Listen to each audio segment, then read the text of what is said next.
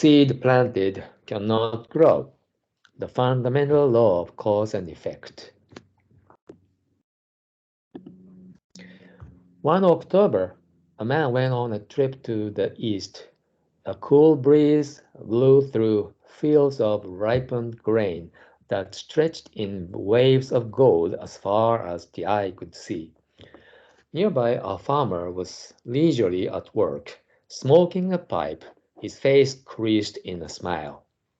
Later, the man returned to the same country and found the waves of gold harvested into neat sheaves lying piled by each house. From within came the sounds of contented conversation and laughter. The man said to himself, "This is a paradise. Imagine that people here reap a great harvest with no trouble." He could only envy such good fortune and went and told his neighbor all about it. His neighbor decided to take a look for himself. He set off at the beginning of May and arrived to find everyone covered in mud and sweat, hard at work. Thinking this was strange, he finished his business and went home. When he came by the following month, he found people sweating buckets in the hot sun, hard at work as before, with no golden waves in sight and no sheaves either. He fumed. "My neighbor pulled a fast one on me. This is no paradise. It's a perfect hell." Hidden in every success story are tears. A seed that is not planted cannot grow. People ignorant of this fundamental law of cause and effect are greatly to be pitied. So, people who are ignorant about this law of cause and effect, uh, uh, sorry, ignorance about the law of cause and effect in Buddhism is called called envy or jealousy in a collective uh, word group. It includes resentment or animosity or grudge and hatred. All these filthy mindset we all have in deep down. And also this is called ignorance or foolishness because this mindset is against the law of cause and effect. We envy people because they are harvesting a lot of crops and good fruits, and we don't know so much about their hidden effort. The law of cause and effect is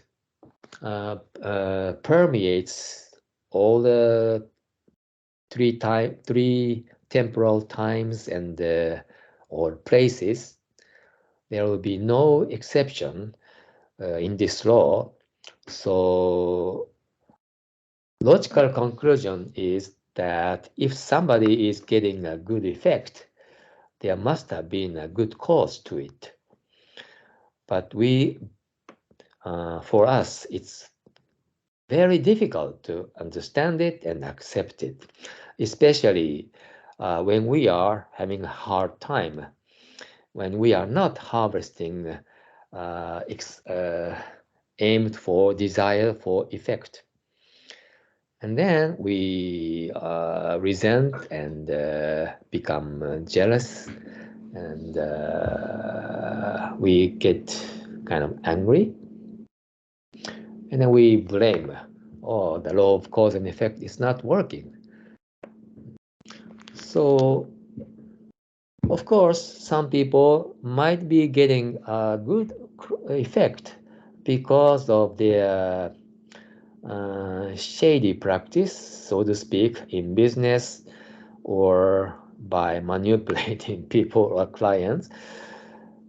Yeah, there might be such short short-term gain. But in the long run, that kind of gain will be all lost. Yeah, in the long run, the bad causes will surely bring about bad effect. But we don't have such a bird's eyes view. We can only see things in front of our nose. So all the more, for us, it's very difficult to understand the law of cause and effect. But the more we can have trust in the law, and then the more we can practice six parameters, uh, the happier we can be. Yeah, there's one analogy of a water bird.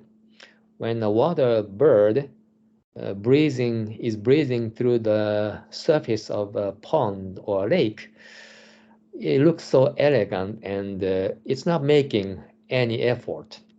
But under the surface, uh, the bird's legs are ceaselessly moving back and forth, back and forth.